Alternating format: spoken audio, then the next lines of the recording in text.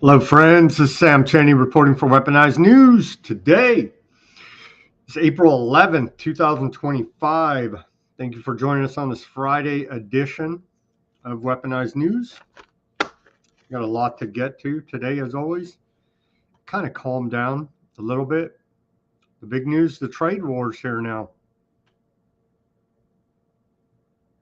The trade wars. So I guess everybody's paused for 90 days except for China. So we're going head to head with China in a trade war here. Chinese embassy is mocking us. We got video of that, images of that. I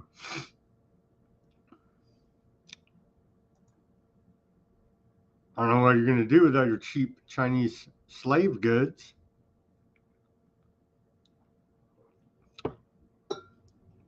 Consumer sentiment is gone down toward the economy. That's what they say. Well, if you're already poor, you can barely afford to eat. Then what freaking sentiment is there, man? Some of these headlines and the media is just, it's beyond ridiculous.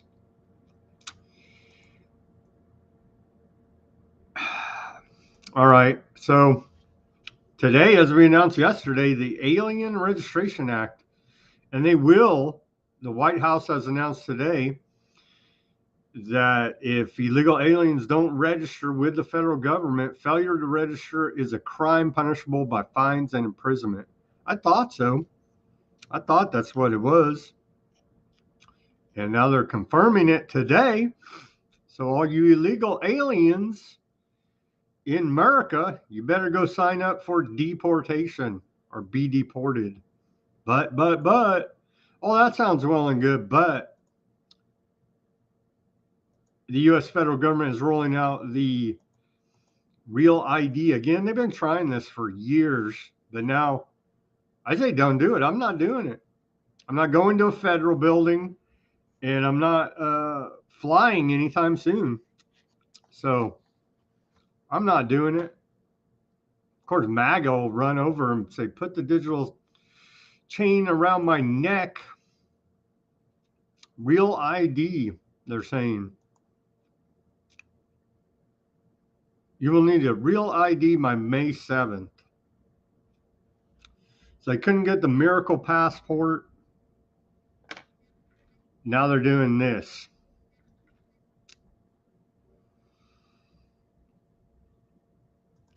It's pretty bad, man. It's real bad, actually. So what else do we got today? Bunch of economic news. Mortgage rates surged over 7%.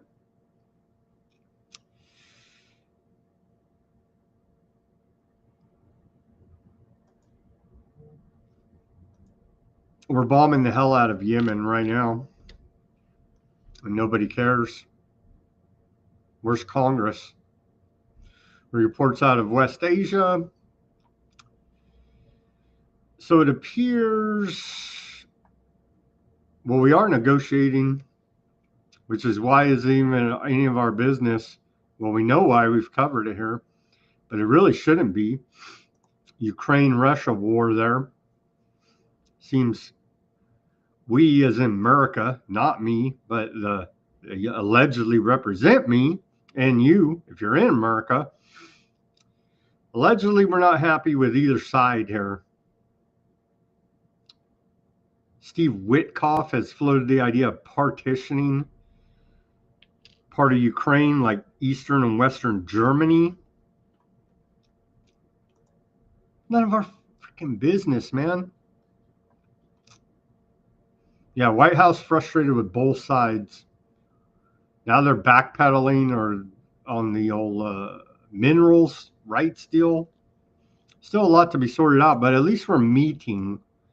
I would say that's good. We're at least meeting. And I saw one comment over on the Odysee. I don't know.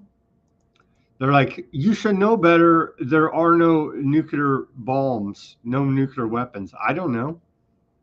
I don't know. Maybe there's not nuclear bombs.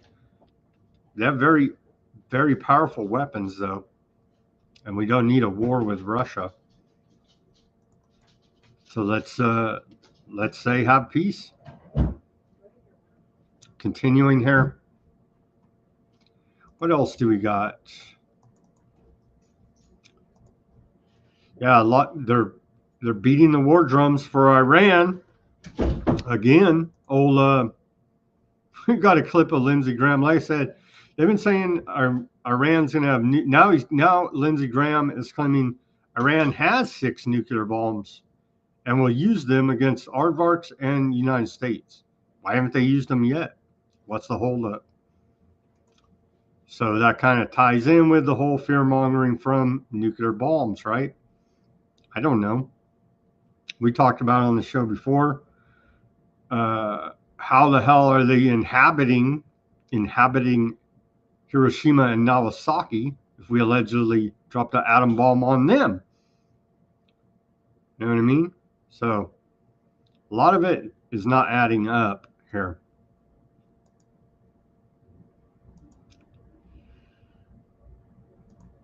Aardvark genocide continues. So let's and we got a documentary at the end, a good one, I think. DC Sorcery, Sacred Geometry, and Occult Symbology. It's an older one, but it's pretty good. It's pretty good. All right. Let's maybe we have Thomas from Alpha Mega Energy joining us. I'm not sure. Hopefully he will join us. Again, thank you for joining us on this Friday edition of Weaponized News.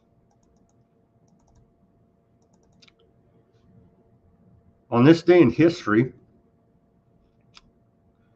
of April 11th, going back to the year 1612, we saw the last public burning of the stake in England for heresy. Talk about a horrific way to die, to be executed by the state, burned at the stake for heresy, no less. And then we fast forward here to 1783. On this day, hostilities formally cease in the American Revolutionary War after the Continental Congress proclaims the cessation of arms against His Britannic Majesty. In 1814, Napoleon Bonaparte was exiled to Elba on this day. In 1898, Spain declares war on the United States. In 1899, Treaty of Paris, the Treaty of Paris is ratified, ending the war between the United States and Spain. And Spain cedes Puerto Rico to the United States. In 1909, Tel Aviv is established in the Aardvark land, and it was named 1 year later in 1910 by Aardvark settlers. In 1933, Hermann Göring becomes Premier of Persia. In 1968, I know all the liberals love this, LBJ signs the Civil Rights Act into law. In 1976, Apple I computer was released.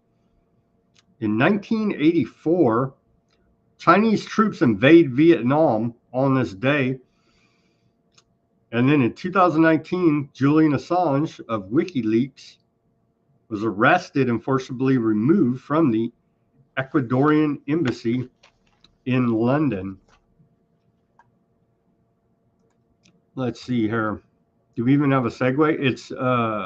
It is National Pet Day, so congratulations to the pets out there. Do we have any to pet owners? What do we have? We'll play this as our segue. Some cats. We may have an appearance by my cat here, live on the air. Here's a segue to the news. Happy National Pet Day.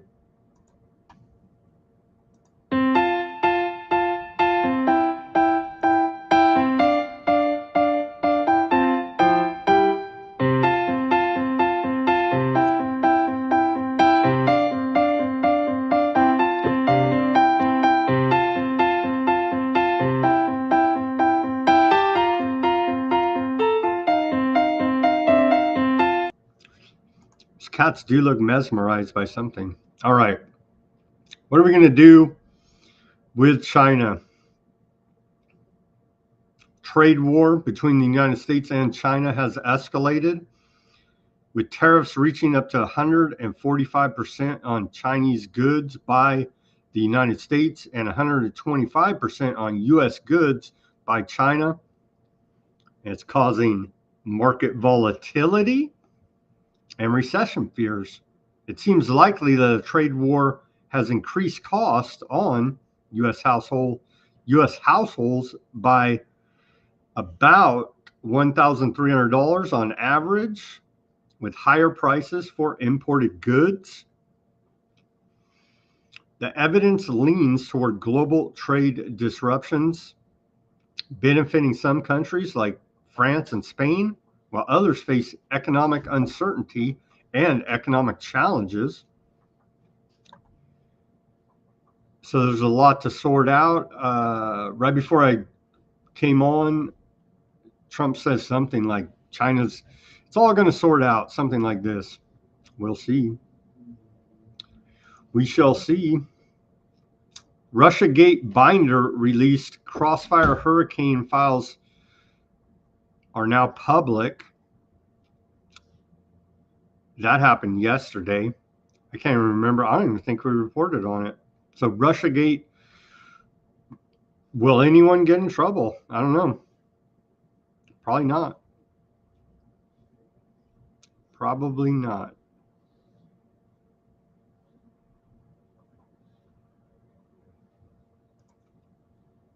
Fraudulent unemployment claims uncovered. Government aims for $150 billion in savings. That was reported yesterday. And so it turns out Doge isn't this giant money-saving operation. They're bringing an AI government is what they're doing here now, and trying to get rid of the humans. I guess let's play this short report from yesterday. We missed it. I missed it. I saw it, but I didn't play it. So let's play it today anyway, about the all this fraud. More fraud still. No one's in trouble. Unemployment insurance fraud. That trust needs to be whole for the American people. When we need it for who deserves it. That's not what we're seeing in the numbers that we saw last night, again, exposed by our partners at Doge at the Department of Labor. Since 2020, over $400 million of payments have gone out already. And when you hear these numbers, apparently in the United States, we have over almost 25,000 people who are over 115 years old who are collecting $59 million that we have sent out to people. Talk about fraudulent behavior. Mr. President, 28,000 people between 1 and 5 years old have collected fraudulent payments at the tune of $254 million has gone out. And lastly, 10,000 people who have not been born yet, 15 years into the future, $69 million, and they haven't even been born yet. In one case, they will be born 129 years from now. The United States government sent them $41,000, and they're not born yet. So, under the Department of Labor, those are the things that we're uncovering. I couldn't be more honored to tell the American people that we're bringing back their dollars, and we're saving them and returning them to the United States Treasury. I'm thrilled. When's someone going to get in trouble for all this fraud that's been uncovered? Never. What is Ruckus in the chat says someone passed gas and blamed it on Patsy on this day. Was that you, Ruckus? Don't be blaming your pets for farting. It was you. It wasn't your pet. The Trump administration lists 6,000 Latino immigrants as deceased. The Trump administration has added the names and social security numbers of over 6,000 mostly Latino illegal aliens to a database used by the Social Security Administration to track deceased individuals. This action effectively prevents these illegal aliens from receiving benefits or working legally in the United States. The move is part of a broader strategy to pressure illegal aliens to self-deport by revoking their Social Security numbers, which were previously granted when they obtained work authorization. Looks like a big crackdown, but it's going to come back on us, I feel. Pressuring migrants to self-deport. Trump moves to cancel Social Security numbers. So he's classified these illegals as dead in the system. Okay, here it is from the White House today. Here's the video. Register with the government, illegal aliens, or you're breaking the law again. The deadline for registration under the Alien Registration Act is today. All foreign nationals present in the United States longer than 30 days must register with the federal government. Failure to comply with this is a crime, punishable by fines, imprisonment, or both. As President Trump and Secretary Noem have both said, if you register and you leave now, you choose to self-deport. You may have the opportunity to return later legally. But if not, you will be arrested, fined, deported, never to return to our country again. The Trump administration will continue to enforce our nation's immigration laws. We will not pick and choose which laws to enforce. We must know who is in our country for the safety and the security of our homeland and for all Americans.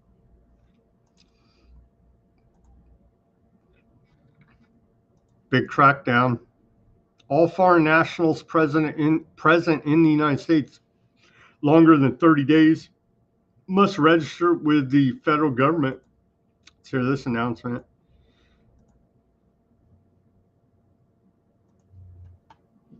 The deadline for registration under the Alien Registration Act is today. All foreign nationals present in the United States longer than 30 days must register with the federal government. Failure to comply with this is a crime, punishable by fines, imprisonment, or both. As President Trump and Secretary Noem have both said, if you register and you leave now, you choose to self-deport. You may have the opportunity to return later legally.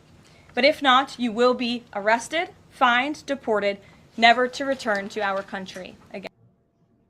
Will they never return again? Maybe they don't want to be here soon.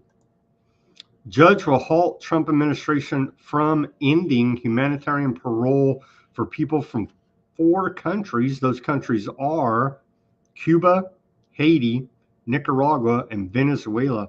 A federal judge said yesterday that she will prevent the Trump administration from ordering hundreds of humanitarian parolees from those countries. She will order them not be deported. The ruling is a significant, although perhaps temporary, setback for the Trump administration as it dismantles Biden-era policies that created new and expanded ways for people to live in the United States, generally for 2 years with work authorization. The judge said she would issue a stay on the order for more than 500,000 Cubans, Haitians, Nicaraguans, and Venezuelans to leave the country.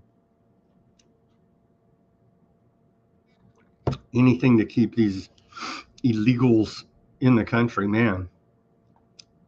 All right. State Department tells employees to report on one another for, quote, anti-Christian bias. But, as we know, what is anti-Christian bias? And what kind of Christianity are these alleged Christians following and practicing? Is it aardvarkism, dare I say? I think it is. They're from old little Marco.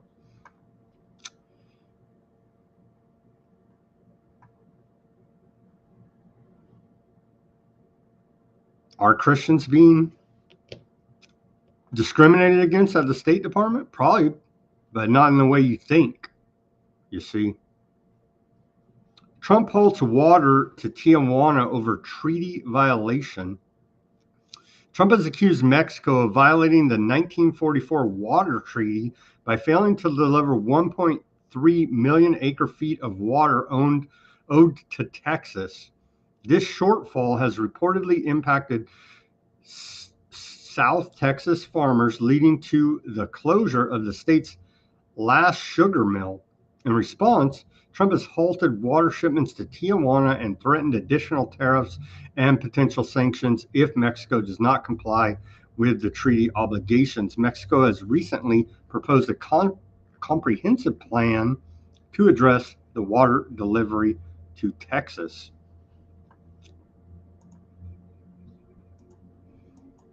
Yeah, let's watch a short report about it.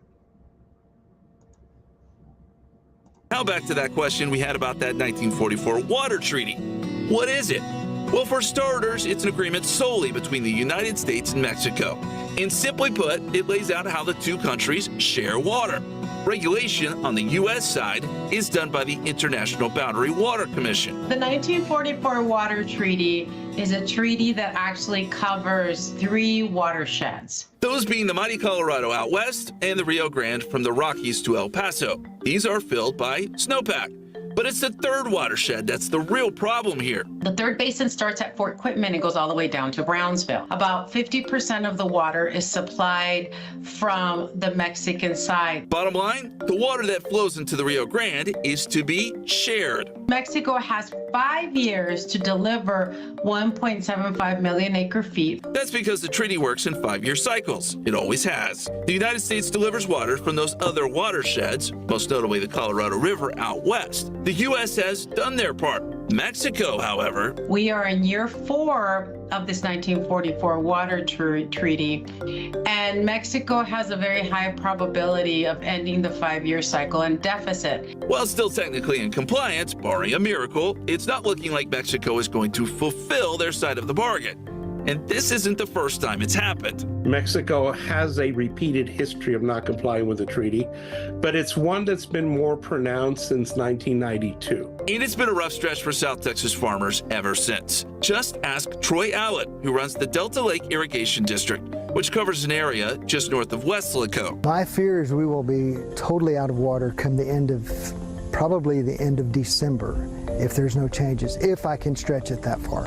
Recent rainfall has helped some, but it's not enough. This all sounds very stressful. Very stressful. And in a situation like this, where water is at a premium, where's your stress level right now? It's very high. It's very high. There's nights I just lay in bed thinking, what's going to happen if we run out of water? Keep in mind, Allen's Irrigation District also provides water to towns in the area. They too are at risk of not having water. So at that. Yeah, imagine if we had technology to cloud seed and make it rain. That would be amazing, right? That would be something like magic, huh? Shout out to John. Barry says, give John a shout out on Odysee. He was your loyal rock fan guy. Well, thank you for joining us, John, on the Odysee. We're on Odysee, Rumble, Facebook, YouTube, X. X has us, I don't know, X is doing beta testing or whatever. It's all jacked up today. So yeah, you can find it Bitchute as well. Bitchute has a bunch of bugs. I don't know. All these platforms have a bunch of bugs. I don't know. Hello, Karen. Thank you for joining us on this Friday edition of Weaponized News. American consumers are getting rattled by Trump tariff chaos, Bloomberg tells us. Or not, yeah, Bloomberg. Trump's, quote, Liberation Day tariff announcement set off the most volatile stretch of his second term, with financial markets descending into chaos. I don't know if it was chaos. As we reported yesterday, it was all planned and the insiders made freaking billions, right? So was it really chaos? China unleashing retaliatory measures and the U.S. president paused some levies only hours after they took effect.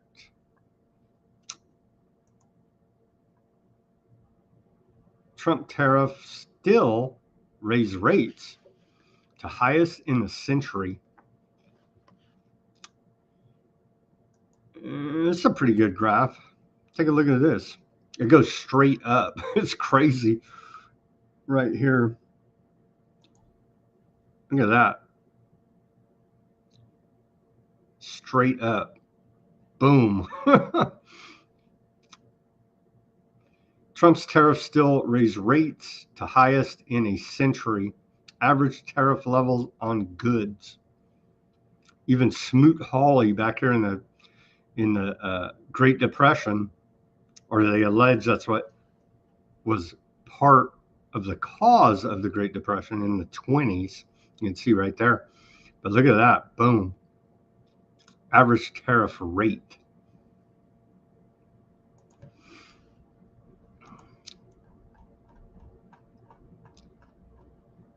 "73% of Americans are financially stressed," allegedly, according to CNBC. If you're already poor, it don't make no difference. Really? Were you in the market for some Chinese goods? Well, should have seen this one coming. JP Morgan CEO Jamie Dimon warns tariffs and trade war are causing considerable turbulence in the economy. You think?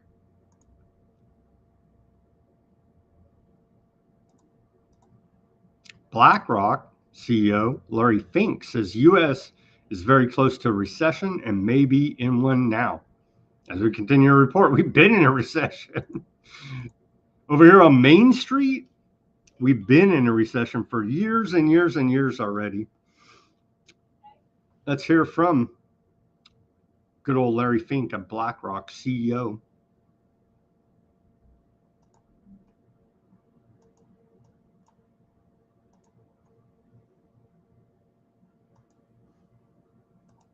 The United States, post-World War II, was a global stabilizer. We are the global destabilizer. Right. Now, Larry, that's a very hard thing to say, because I pride ourselves of being, bringing the leadership, bringing the conversations. Yes, I do believe we're probably starting, if not, we're in a recession. Yes, I think the market is still underestimating how high inflation can get. If you factor in all the tariffs, right, you factor in all these other issues, it's going to be quite additive. I mean, I read in a report that if you just take the tariffs in the cost of home building, the average new home could be up as much as 26%. We already have a housing affordability problem. None of this sounds any good to me, Larry. I mean, and it's all self-inflicted, by the way. None of it needed to happen. This is not a pandemic. This is not a financial crisis. This is something that we've created. But in the short run, I'm petrified at some of these issues. Petrified. Well, let's speak about okay. But didn't we create the whole medical intervention? We created that. Sorry, Larry Fink, you're talking out both sides of your mouth there. So both are self-inflicted, actually. The medical intervention that shut down that locked everything down, shut down the supply chain, self-inflicted. These tariffs, self-inflicted. Dollar slides with investor confidence shaken in safety of U.S. assets. And there was a long clip, I guess we won't get to till next week, about the new global order coming out of Asia that I think is significant, that we need to address. But it's about a half-hour clip. I think it'll wait till Monday as things develop over this weekend. Okay, let's get to, are we at the fun stuff yet? We have some fun stuff. You guys will laugh when we get there. Because Chinese embassy, China has jokes. Don't you know? Who knew that China had a sense of humor.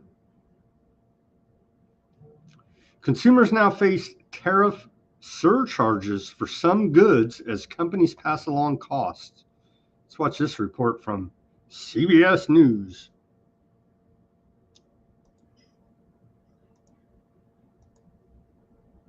Reserve Bank of Chicago, Austin Goolsbee. He also served as President Obama's senior economic advisor.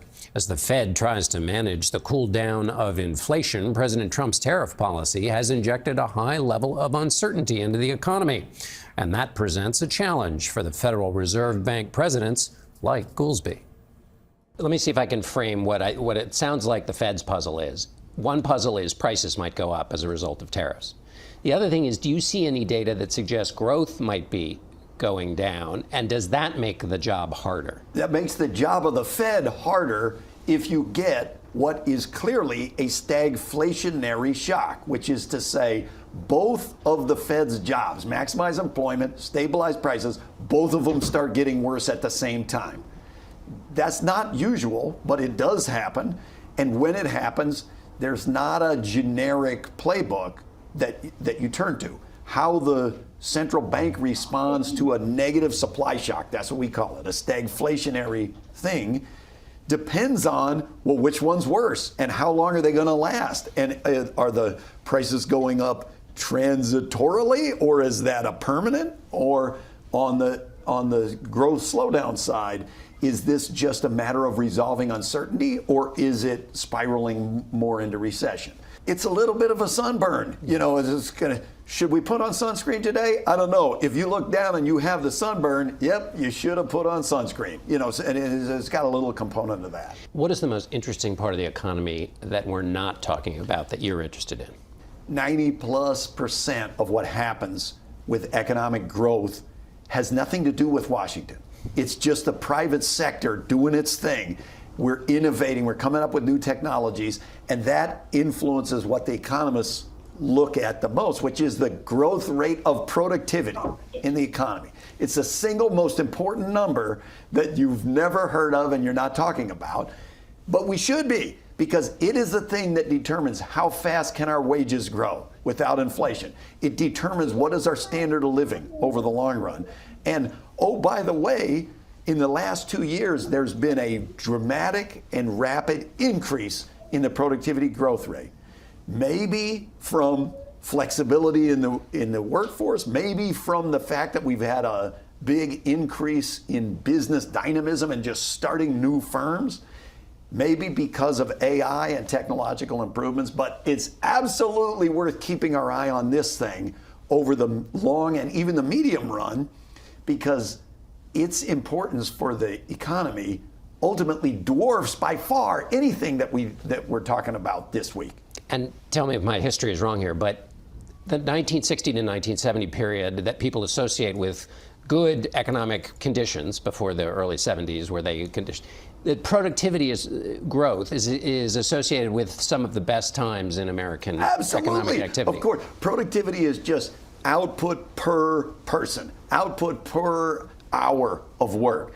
And if that goes up because we have better technology and we have these innovations, people can be paid more. So if you look in the 50s and 60s in the United States, boom times for productivity and for the standard of living. And then as you go into the 70s and things turn sour, productivity slows way down.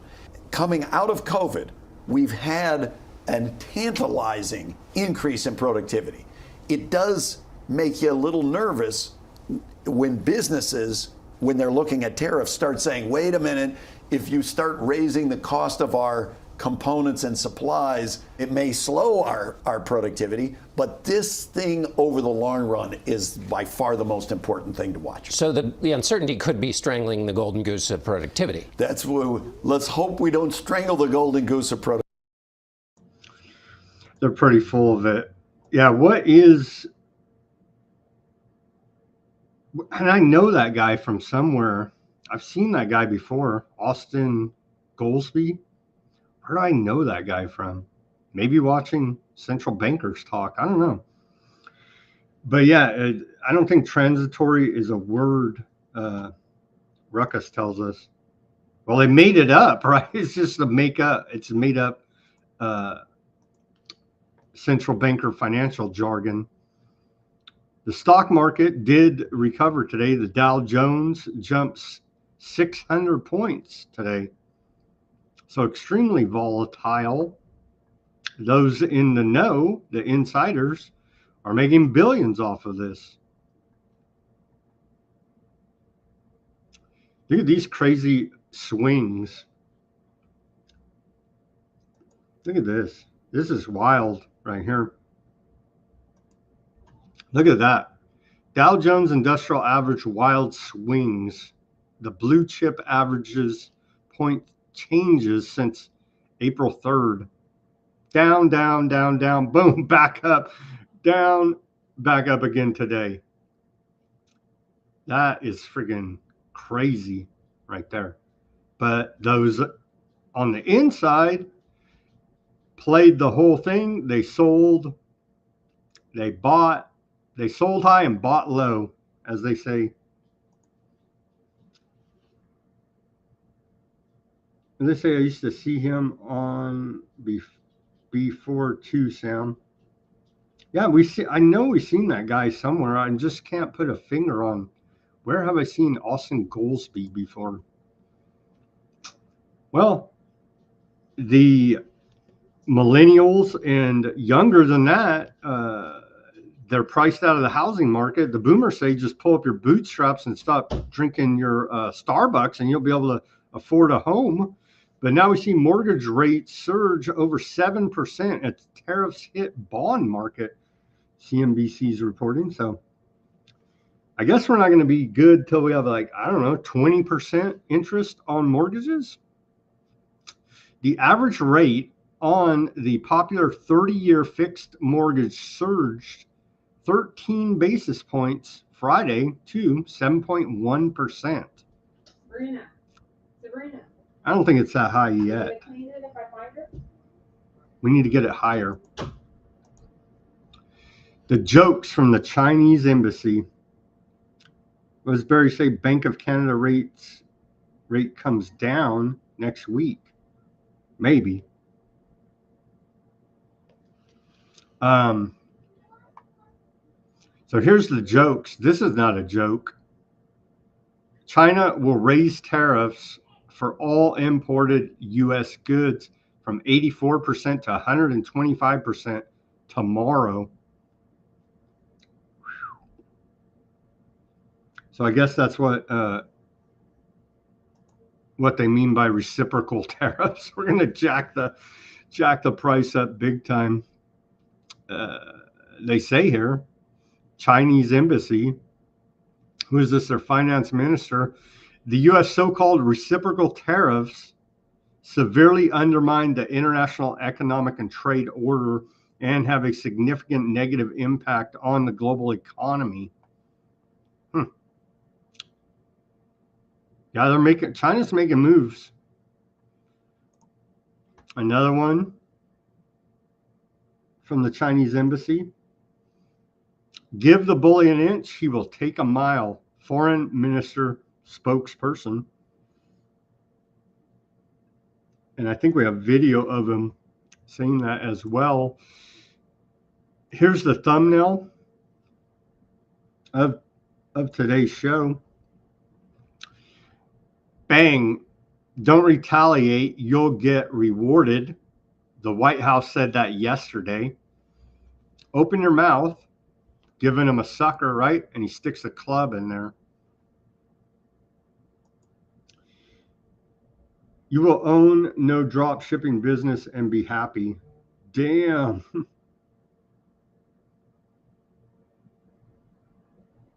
Yeah. Making mac and cheese. We're eating our prepper pinto beans. You know what I mean? Here's a funny one from China. Let's watch this clip. Mocking Trump, Elon, and Mr. Black Eyeliner there, J.D. Vance, Mr. Transhuman. 검정색 생머리 쭉 뻗은 발과 다리 개미처럼 잘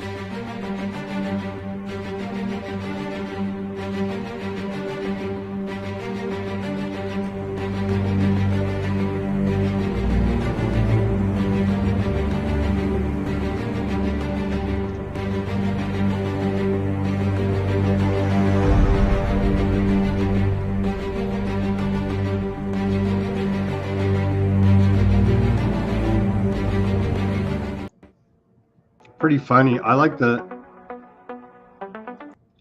It's pretty funny. I like the dramatic music there.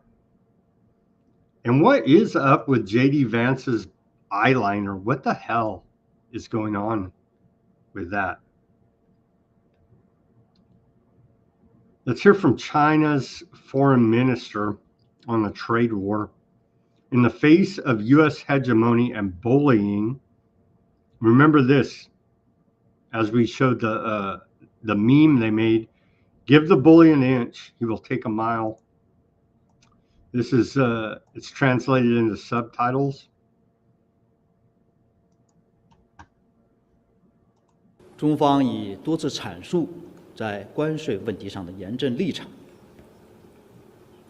关税战、贸易战没有赢家，中方不愿打，但也不怕打。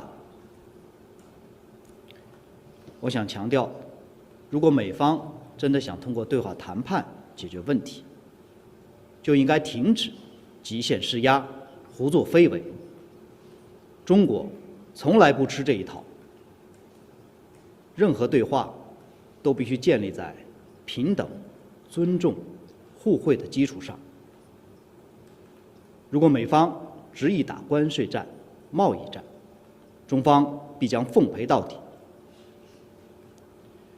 中国是一个负责任的国家，我们对美国的霸凌行径采取反制措施，既是为了维护自身的正当权益，也是为了维护国际规则和秩序，为了维护世界各国的共同利益，为了维护国际公平正义。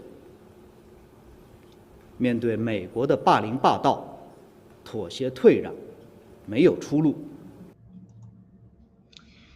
Yeah, it's Friday, Karen, so we get beans on Friday, stepping up from Top Ramen, actually.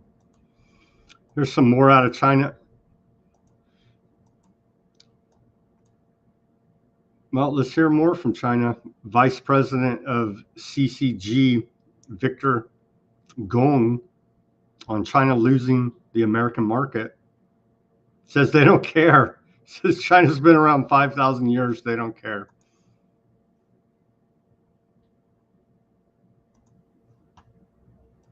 China is fully prepared to fight to the very end because the world is big enough that the United States is not the totality of the market in the world. So if the United States wants to go in that direction of completely shutting itself out of the China market, be my guest. Yeah, and China will lose the US market, which, as I've said, is 15%. We don't care.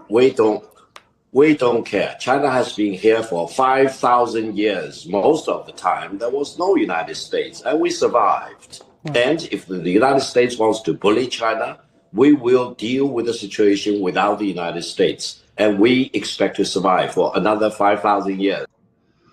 So that's the official state line coming out of China. They will not be bullied, they say. They don't care. We'll see. We'll see how this all sorts out.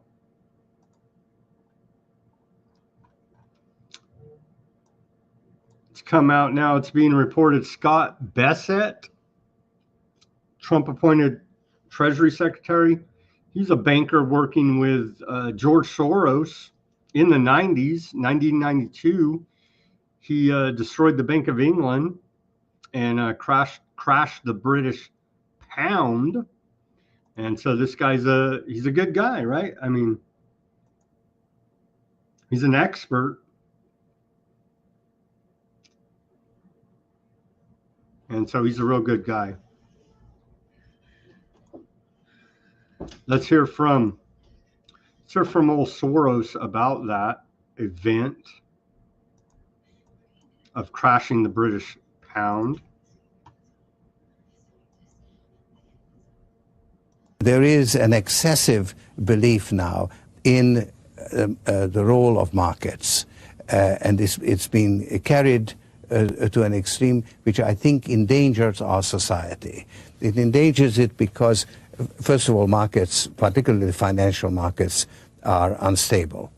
But that's the central core of what you fear about markets, is the instability of the financial market. Right. Well, that is something that I know about, and I'm on pretty firm ground. Right. So there I have, I think, a pretty strong... And used to your advantage. Yes. I mean, that's my profession. Exactly. So I think there I feel on firm grounds. But I'm also concerned about the relationship between market values and, let's say, human values or intrinsic values. And there's something, I think, wrong if you allow market values to enter into spheres of our society where it doesn't properly belong. Well, you once said you'd rather be known as someone who's contributed something to philosophy than someone who had contributed nothing but the making of a lot of money. Right, and building up your own economic resources. Yes, yes.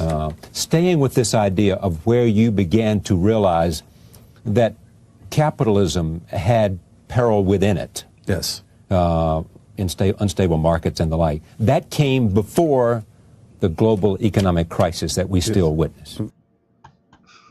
Pretty dumb. Okay. Yeah, gold, I see you guys in the chat. Gold's at a record high today, I want to say. It closed in America here. It closed at $3,236.68, up $61.31 today, or 1.93%. And silver, Ruckus, closed at $32.27, up 3.39% today. But silver's highly, I don't know if they'll ever let silver take off or what, or if there's going to be so much demand.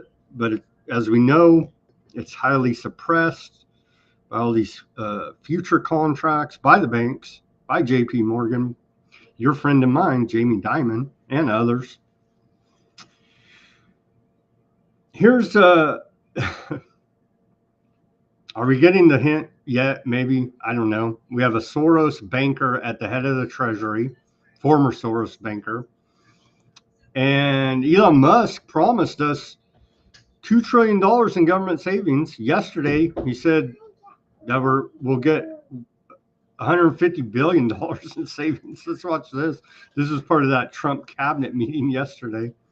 Wow. So we're not getting our $5,000 Doge check, it appears. Well, thanks to your fantastic leadership, this amazing cabinet, and the very talented Doge team, I'm excited to announce that we anticipate savings in FY26 from reduction of waste and fraud by $150 billion. And I mean, and some of it is just absurd, like people getting unemployment insurance who haven't been born yet. I mean, I think anyone can appreciate whether, I mean, come on, that's just crazy. You know, some of these things, people ask me, like, well, how are you going to find waste and fraud in the government? I'm like, well, actually, just go in any direction. That's how you find it. It's very common. it's as the military would say, target-rich environment. So I think we're doing a lot of good and excellent collaboration with the cabinet to achieve these savings. And it will actually result in better services for the American people, and that we're going to be spending their tax dollars in a way that is sensible and fair and good. And your people are fantastic. Yeah, we were promised $2 trillion. We got $150 billion. That's like 1 day of interest on the debt. You know what I'm saying? So all of that was just for show, to distract you from Musk's Doge using AI to snoop on U.S. federal government workers. A source says they're going to replace them. The Trump administration officials have told some U.S. government employees that Elon Musk's Doge team of technologists is using artificial intelligence to surveil at least one federal agency's communications for hostility to President Trump and his agenda. Well, we saw the big protest last weekend. I haven't seen any ruckus. Have you seen? Are they doing I love corruption protests this weekend? I don't know. They're doing them in UK. Take a look at this. I thought this was pretty funny. It's art. It's art. So don't ban me, bro, on X, Elon. Sledgehammer wielding Musk critics smash up Tesla in London art project. Campaign group Everyone Hates Elon Musk organized protest with car bound for scrap heap to create debate about wealth inequality. There's a group called Everyone Hates Elon Musk. But again, do they hate him for the right reasons? Or is it just simply the new current political thing? Here it is. They're rolling out the real ID. Digital slavery, because they couldn't get the miracle passport. This is the next shot at it here. Then you see. And you see what they're doing. Same agenda, different faces. Now you have right-wing tyranny. Before it was left-wing tyranny. It's the same government agenda of tyranny. MAGA, but they don't want to hear it. Here's a brunette Barbie, Kristi Noem, dog killer. For her own good, of course. Hi, I'm Kristi Noem, the United States Secretary of Homeland Security. If you plan on traveling, we need your help to prevent delays and to prove your identity. Get a real ID. Starting May 7th, you will need a real ID to travel by air or to visit federal buildings in the United States. These IDs keep our country safe because they help prevent fraud and they enhance security. Please do your part to protect our country. Go today and don't delay. To learn more, go to dhs.gov/real-ID. Thank you. Total bullshit. Don't do it. Don't comply. But they're rolling it out here now. They've been saying it for years and years and years and years. If they don't get enough people to comply, they're not going to enforce it. It's that simple. Don't comply. Old Steve Bannon, what does Trump call him? Sloppy Steve? Sloppy Steve is going to be on Real Time with Bill Maher tonight. So those interested in what Sloppy Steve has to say, tune into Bill Maher, I guess. I don't know. I might check it out. Sloppy Steve on Bill Maher. Okay. Trump announces $600 million in new deals with 5 law firms. Trump announced a series of agreements with 5 major law firms today, signing deals for some $600 million in pro bono work as the Trump administration continues its pressure campaign on the legal profession. They name all these law firms: Kirkland and Ellis, Allen, Overy, Sherman, Sterling, Simpson, Thatcher, and Bartlett and Latham and Wilkins all agreed to perform $125 million each in pro bono legal work, the highest figure seen yet in any of these agreements brokered by Trump with various law firms. As the lawfare is continuing here. Oh, I should at least flash the headline. There you go. Out of the Hill. All right.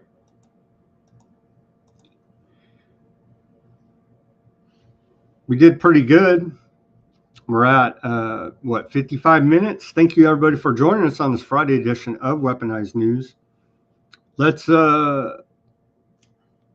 Here's Witkoff, Steve Witkoff and Putin meeting, shaking hands. Maybe we won't go to war with Russia directly.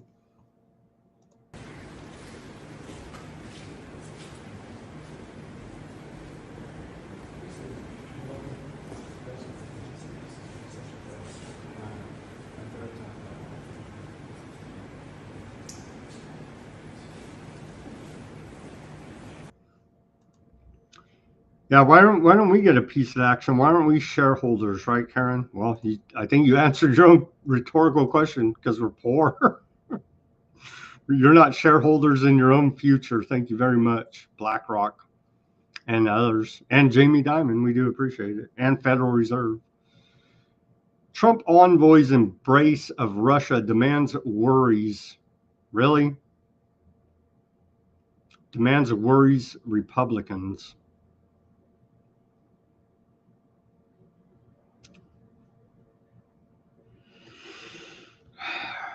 They're worried, reportedly, according to Reuters. Republicans are worried we're going to give too many concessions to Russia to stop killing people in Ukraine-Russia war. Stop the war. I don't know. Some commenters over there on the Odysee say there are no nukes. I don't know. They got enough big bombs to kill the hell out of people and enough bullets. I guess that's enough. So we don't even need the cloud of thermonuclear war to worry about. Just the fact that they got enough big guns without even worrying about the atom bombs or whatever the hell they got, or the hypersonic missile allegedly a Reznik from Russia, and whatever the hell we got, aardvark space lasers. They got enough weapons to kill a lot of friggin' people, however you want to slice it, to make the critics, rightfully so, of nuclear bombs. Okay, they got enough firepower to kill a lot of friggin' people one way or another. As we saw in Gaza, they don't even need weapons. They just put up a blockade, no food, water, electricity, or medicine, and that's going to wipe out. That's going to wipe you out eventually, starve you to death. So you really, if you can control the borders, the roads coming and going, then that'll work as well. Okay. Yeah, I don't want bugs. I don't want to eat bugs. I know it's like a big popular trendy thing, but I don't want to eat bugs, man. They have those chitins, the chitin protein, and it's like cancer causing all this, and it's just not nutritious. I don't want to eat bugs. I know everybody will be happy about this announcement. It came out yesterday. President Trump names Chabot Labovich Rabbi Yadi Kapaloun as U.S. Special Envoy to monitor and combat anti-aardvarkism. So I know everyone is thrilled with that announcement. I didn't say to my in their language because I don't have phlegm in my throat right now. Yes, Barry, thank you for the reminder that we'll go ahead and take our live commercial break right now. Everybody go to Weaponized News YouTube channel, as we're still trying to get some, we're trying to get past 1,000 subscriber threshold there. And we probably never will, as we're shadow banned into oblivion there. But maybe someday, some way. We're at 607 right now. And I do appreciate again, everyone who helped in the effort to reach the threshold of viewing hours. Let me take a look. When does our strike for third-party content, which I use legitimately as a historical documentary, when we got that strike that allegedly, according to YouTube, is blocking us from monetization right now, that strike expires June 9th. And we're walking the line of the community guidelines on YouTube. I don't know what else they could want out of us. But go over to YouTube if you're on any of these other channels and give us a subscription. as we're still campaigning to reach 1,000 subscribers on YouTube. There you go. So you can see we're at 607 right now. All right. Let me play the commercial here. I'm going to work this weekend, if I get some time, on cooking up some more of these. This one's okay, but it was like my first attempt. So I think I'll get a little bit better. But here's Abazaba Enterprises, sponsor of Weaponized News. Is your business stuck in the slow lane? Rev up success with Abazaba Enterprises. From razor-sharp accounting to seamless QuickBooks mastery, we've got your back. Consulting that sparks growth, payroll that's always on time, and taxes done with precision. Call 559-577-9250 now. Abazaba Enterprises. Thank you. Thank you for that commercial, Abazaba Enterprises, which is me. Yeah, Carrie, I thought that documentary last night was very good as well. They laid it out right from Aardvark's own text. A lot of it, what they were saying, they were citing Aardvark encyclopedias and the like, and that's what we're up against. Pure evil, basically. Pure evil. I don't know how else to describe it. That's what we're up against, and I think they laid it out pretty succinctly. We're bombing Yemen right now. Reported hours ago, U.S. warplanes bombed telecommunications network in Bura and Hodeidah Governorate west of Yemen. The Cradle is reporting, and we've been bombing them, right, for a good month here now. The Biden administration, see, it doesn't matter. That right there proves it doesn't matter. Biden administration was bombing Yemen, Trump administration bombing Yemen. Republican president, Democrat president, same foreign policy of illegal foreign wars of aggression. That proves it's the government. This is a good quote by the Houthi leader here, Ansarallah. He says, instead of fearing America, everyone should fear God's punishment for not helping Palestine. Pretty true statement, I would say there. This is quite horrific from Code Pink. Gaza has the most child amputees in history. An estimated 10 children are amputated every hour in Gaza, most without anesthesia, sedation, or even pain medication. So yeah, they're doing pure evil there. The Aardvarks are in Gaza, as we continue to report here, which we may not be able to report much longer. They're turning the screws on the censorship and oppression here in America. Any criticism of evil will be met with force. Here is the Houthi million-man march today. Let's take a look at this video. I'm just waiting. One of these days, they're just going to bomb this thing and wipe out 1 million people. It would be the greatest, one-day massacre. I don't know if there's quite 1 million here, but that's what they call it anyway. I'm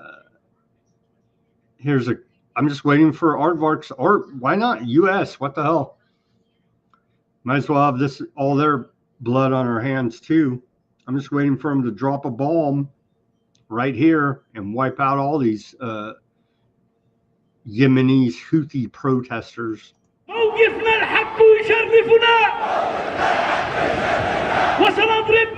حضور شعبي متصاعد متصل بفلسطين ومع غزة يقاوم الإبادة والحصار والتجويع. يوجد. So they really are the only Arabs over there standing up for Palestine, really, is the Houthis. Turkey, Erdogan likes to like saber rattle a little bit. He's full of it. Turkey could do something, you know what I mean? But they won't.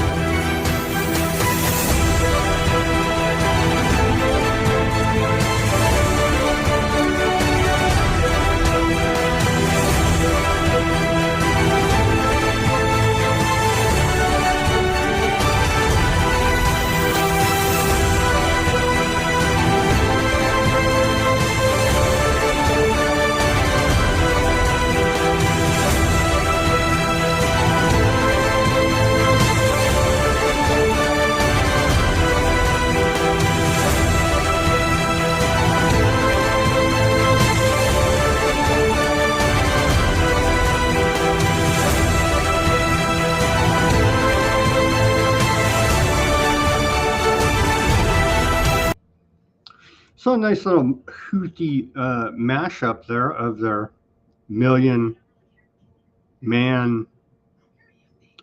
support rallies supporting Gaza. But yeah, I'm just waiting for us or Aardvarks, whoever. It's the same thing, right? At this point, to just drop a bomb right here and wipe them all out, and it would be like, yeah. I'm sure they're not that dumb, right? They know that that's a distinct possibility at this point. But I like how they show up. Here's how they show up to their rallies over there. I like the gold AK right there, right?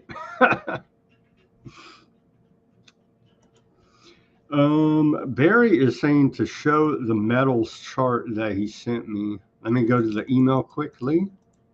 Kind of got me out of sorts here, Barry, in the Aardvark genocide section of the show. Let's see if he, how did you send it to me? Email?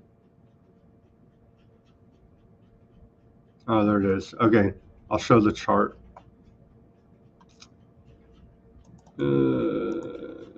The link. Well, we'll just show it. Anything particular you want to point out here, Barry? I guess this is to give Ruckus a little better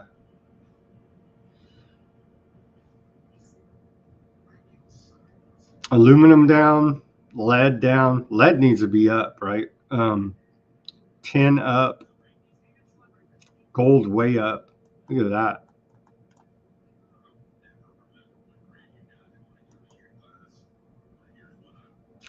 Silver up quite a bit. What we really need is this up, right? Just saying. Okay. Back to Aardvark genocide news. There's a great American painter, Alex Schaefer. I had him on the show before. He's the guy that paints the banks on fire. It's artistic, never calling for any violence against the banks or the Federal Reserve, but he's painted this masterpiece, The Pentagon in Hell, oil on canvas. And so if anybody wasn't poor, We would spend our money buying Alex Schaefer's paintings. Take a look. Pretty good stuff. The Pentagon in Hell. Pretty good. Pretty good. Check out Alex Schaefer. The Pentagon in Hell.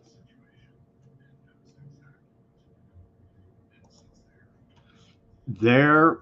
Okay. White House threatens war with Iran. That's what we really need. To pump up the economy is a good war with Iran.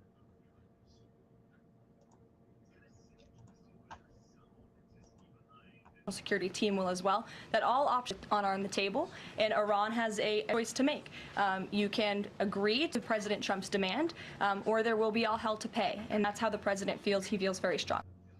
There'll be all hell to pay if Iran doesn't comply. Here's Lindsey Graham. He's been wanting a war with Iran ever since he was born, I think. He says Iran has 6 nukes and they're going to use them against us. Why haven't they used them? So 80 years later, here's where we find ourselves. They have enough highly enriched uranium to make 6 bombs. And Katie said something all of us agree with. They will use it.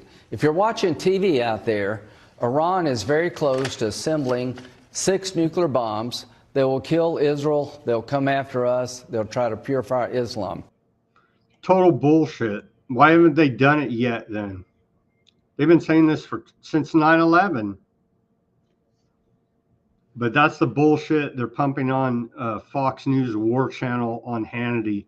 Just despicable war criminals is what they are. Another one here, Nancy Mace. You liked her because she came out against trannies, men and women's restrooms? Well, take a look at this from this piece of garbage. It has nothing to do with the question. Children a day in Gaza. Do you have any comment? I love Jews and I love Israel. That has nothing to do with the question. The question is they're killing or murdering 100 children a day. Yeah, that's what you love. You are a terrorist. True. Total hack. Code Pink. Getting it done there. Even Aardvark Army says it. Aardvark Army says it will fire Air Force reservists. We reported on that. They're protesting it's even too much for Aardvarks, the genocide here. LA Times reports Aardvark Army says it will fire Air Force reservists who condemn the war. There shall be no dissent. And so is this anti-Aardvarkism by Aardvark military against Aardvark war protesters that are in the military? It looks like it is. And so there's just no end to the evil here. There you go. LA Times.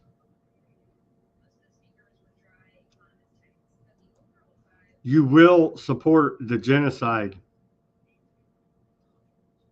Nearly 1,000 Aardvark Air Force reservists and retirees signed a letter published in Aardvark Media yesterday, as we reported yesterday, demanding the immediate return of the hostages, even at the cost of ending the war.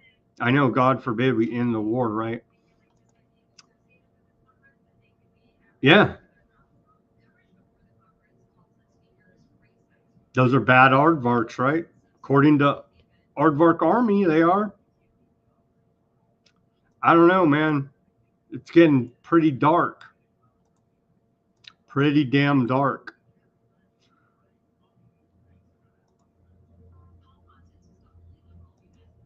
Yeah, let's end it there. We got more rhetoric coming out of Turkey. Erdogan, what does he say? The Palestinian people's heroic stance against occupation cannot be labeled as terrorism by anyone. 500 years ago, we welcomed Aardvark people who were expelled from other lands into our land. What Turkey was back then is the same as it is today. Peace is only possible if Aardvarks and Palestinian issues are resolved based on a 2-state solution. Yeah, it's a video. I got video of him saying it, but it's like dubbed over, translated into English. So I don't know. Yeah, good rhetoric from old Erdogan, but as we've reported, he says I'm economically boycotting him, but then you look, oh yeah, he still has side deals with him. So it's like, yeah, aardvarks need to cull their herd from immoral actions. Yeah, they need to clean up their own house, right? I would say at this point, these 1,000 reservists, they need to do something. There is domestic strife in aardvark land. Make no mistake about that. For sure. For sure. All right. That's all we have. I guess Thomas had a meeting and he couldn't join us today. So we'll look forward to seeing him next week. But I think that's all we got for today. Let me go over to the channels. And we have a good documentary, very interesting, well put together again today. Let's take a look at Odysee. Who is on Odysee today? Barry said John is there. I don't see John. Anyway, shout out to John using a different code name from Rockfin. Oh, maybe John is unknown. Oh, it is. I see that. Says he can't get his screen name to show up on Odysee. I don't know. Odysee has a lot of glitches. They all do, honestly.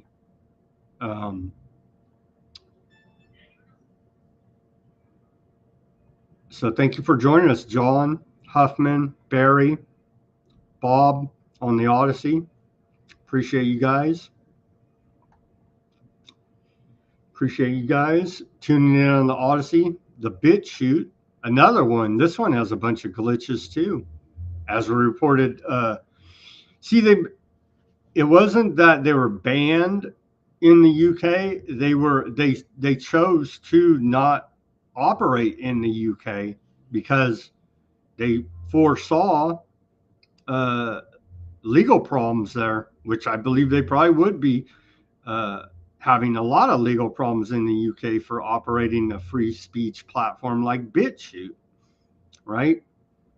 And so they're trying to sort that out at Bitchute, but shout out to everybody watching on the Bitchute. It has glitches, but hey, they let you say what you want, allegedly, but not in the UK. You can't operate there anymore because they will prosecute them. Shout out to the Rumble audience. Thank you guys for tuning in on the Rumble. Lively chat as always. We appreciate it. Thank you, Chloe. Appreciate you guys for tuning in. The old Facebook there. Zuckerberg's a bro now. And so he's a good libertarian, right? They got rid of the fact checkers. I don't know. They're trying to reform. They sold all your data to China, to anybody, to anybody and everybody. All your data is scattered to the four winds of the interwebs through Facebook. And so that's all come out as if we didn't know that. You should have known that actually when you signed up for the platform. I knew that. And I actually fulfilled my original goal of joining Facebook was to be banned for calling out the corrupt system, right? And they did do that. So I actually, it didn't work out quite the way I had planned and envisioned, but it did happen the way that I had wanted it to, but just not exactly how I wanted it to, if that makes sense. I wish I would add some warning, but anyway, Facebook bros are back with Zuckerberg hanging 10. Lies to Congress, no one gets in trouble. Same routine, right? So shout out to everybody watching on the Facebook. We appreciate it.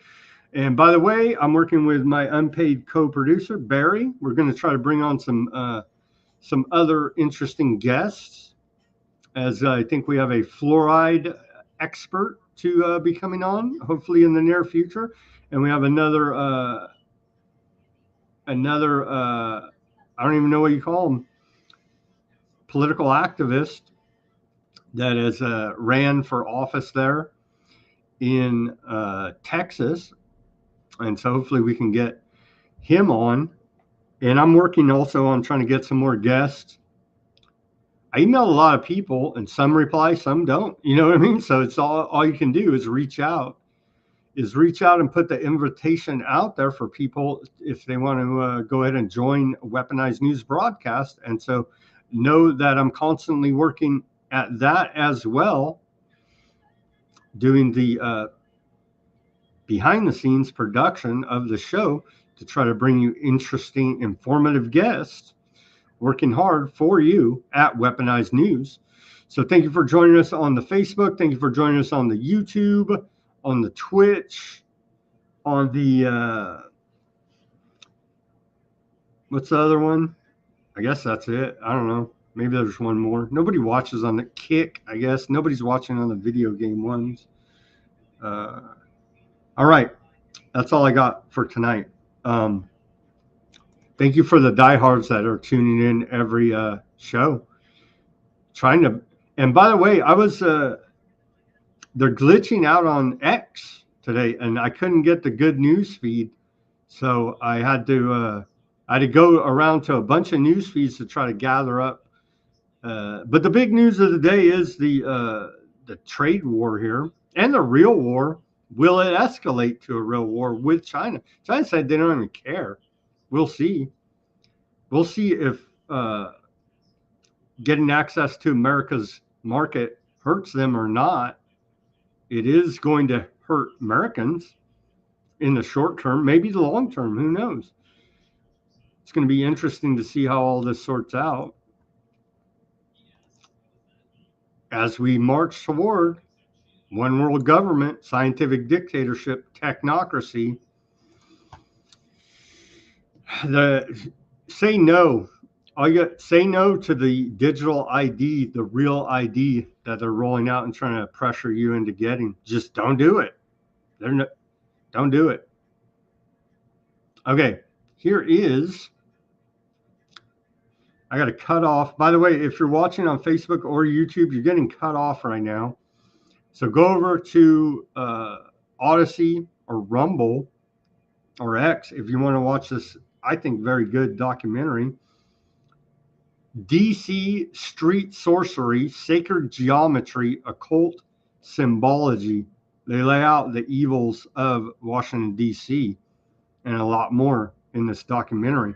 So I'm cutting off the YouTube feed now.